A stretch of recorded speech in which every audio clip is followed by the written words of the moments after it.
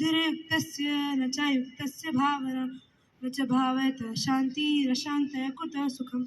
जिन व्यक्तियों द्वारा मन व इंद्रियां नहीं जीती गई हैं, उनकी बुद्धि स्थिर नहीं रहती। जिनकी बुद्धि स्थिर नहीं रहती, उनका मन भी स्थिर नहीं रहता, तथा जिनका मन स्थिर नहीं रहता, उन्हें शांति नहीं मिलती। बिना शांति के व्यक्ति सुखी नहीं रह सकता।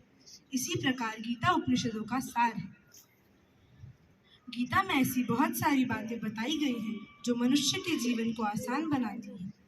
अब मैं गीता के महात्म्य पर अपने विचारों को प्रस्तुत करने हेतु आचार्य कुलम के ऋषि कुमार एवं ऋषि कुमारियों को आमंत्रित करती हूँ।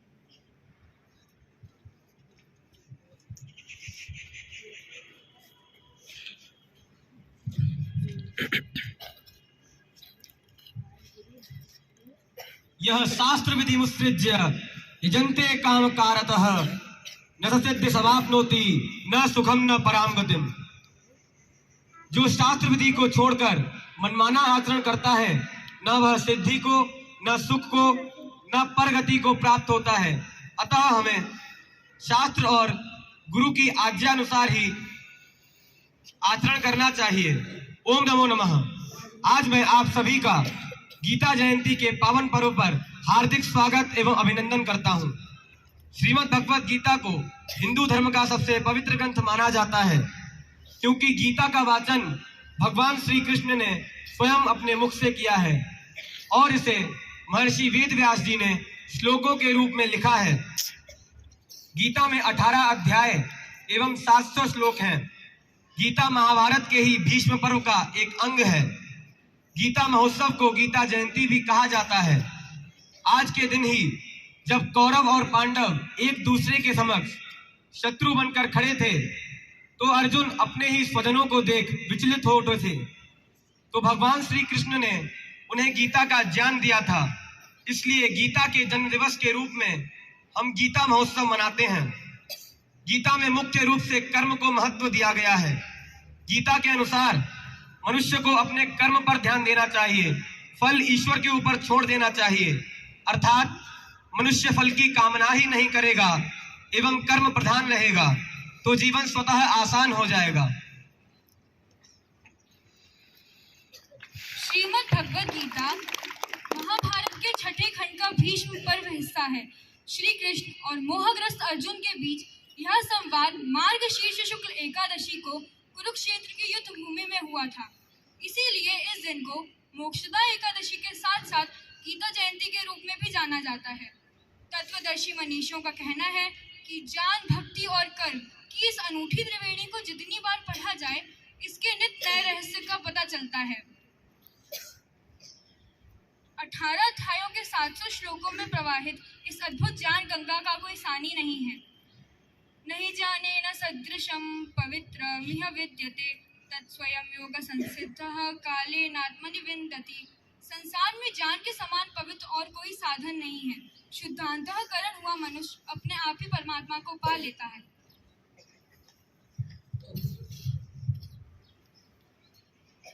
श्रीमद् भगवत गीता के प्रत्येक श्लोक में ज्ञान का अनूठा प्रकाश है।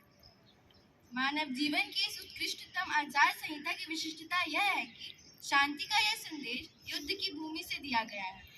किंकर्तव्य विमूढ़ मनुष्य को आत्म कल्याण का पथ सुझाकर भटकाव से बचाने वाले इस शास्त्र में किसी पंथ विशेष नहीं, बल्कि विश्व मानव के हित के लिए ज्ञान, भक्ति और कर्म की तथ्यपूर्ण चर्चा मिलती है। इसमें परस्पर विरोधी दिखाई देने वाले अनेक विश्वासों को मनोवैज्ञानिक ढंग से एक साथ गूंथकर मानव जाति के कल्याण का मार्ग प्रशस्त किया गया है। यही कारण है कि इस कृति को मानवीय प्रबंधन के अद्भुत ग्रंथ की वैश्विक मान्यता हासिल है। गीता साधारण कर्मवाद को कर्मयोग में परिवर्तित करने के लिए 3 साधनों पर बल देती है, जो है फल की आकांक्षा का त्याग, कर्तापन के अहंकार से मुक्ति एवं ईश्वरार्पण। श्रीमद् भगवत गीता एक परम रहस्यमय ग्रंथ है। इसकी संस्कृत इतनी सुंदर और सरल है कि कोई भी मनुष्य थोड़ा अभ्यास करने मात्र से इसके अर्थ को सहज ही समझ सकता है, परंतु इसका आशय इतना गंभीर है कि आजीवन निरंतर अभ्यास करने से भी इसका अंत ना हो। गीता जी के अध्ययन का अधिकार प्रत्येक मनुष्य को है, चाहे वह किसी भी वर्णाश्रम अथवा पंथ का अनुयायी हो। उदाहरण के लिए हमारे भूतपूर्व यशस्वी राष्ट्रपति अब्दुल कलाम जी को ही ले लीजिए। इस्लाम पंथ के अनुयायी होते हुए उन्होंने गीता जी का पाठ किया व उसको अपने आचरण में उतारा। गीता जी की गरिमा से जुड़ा एक दृष्टांत या स्मरण में आता है, जिससे यह बात भी सिद्ध होती है कि गीता जी का पाठ करने वाला मनुष्य, गीता जी को अपने आचरण में उतारने वाला मनुष्य कितना मृदुभाषी, विवेकशील व धैर्यवान होता है। बात तब की है जब स्वामी विवेकानंद जी शिकागो में थे। एक दिन एक फिरंगी ने उन्हें अपने कार्यालय में आमंत्रित किया। उस फिरंगी ने स्वामी जी को नीचा दिखाने के लिए अपने कार्यालय की मेज पे कई धर्मों व पंथों के धर्म ग्रंथों को रखा था और उसमें सबसे नीचे गीता जी को रखा था। फिरंगी की सोच थी कि गीता जी को सबसे नीचे रखा देख स्वामी जी क्रोधित हो उठेंगे, विचलित हो उठेंगे, लेकिन ऐसा ना हुआ। स्वामी जी आए, उन्होंने गीता जी को सबसे नीचे रखा देखा, वो तनिक भी ना क्रोधित हुए, ना विचलित हुए, ना उन्हें तनिक भी बुरा लगा। वे उसकी जगह उल्टा मंद मंद मुस्का दिए। फिरंगी यह देखकर चकित हो गया। उसे समझ ना आया कि स्वामी जी ने गीता जी को सबसे नीचे रखा देख क्रोधित क्यों नहीं हुए। स्वामी जी से उसने पूछा कि मैंने आपके धर्म ग्रंथ को, आपके धर्म के सर्वश्रेष्ठ ग्रंथ को सबसे नीचे रखा था, फिर भी आप तनिक भी क्रोधित नहीं हुए, ऐसा क्यों? तो स्वामी जी ने उसको उत्तर दिया, तुमने गीता जी को सबसे नीचे रखकर कोई गलत कार्य नहीं किया है। गीता जी ही सभी धर्मों का आधार है और यदि आपने आधारशिला रूपी गीता जी को हिलाया तो इमारत रूपी विभिन्न धर्मों के धर्म ग्रंथ अपने आप गिर जाएंगे। अर्थात कोई भी धर्म बिना गीता ज्ञान के सुचारू रूप से संचालित नहीं हो सकता। समय के अभाव के कारण अब मैं श्लोक के साथ अपनी वाणी को विराम देना चाहूंगा।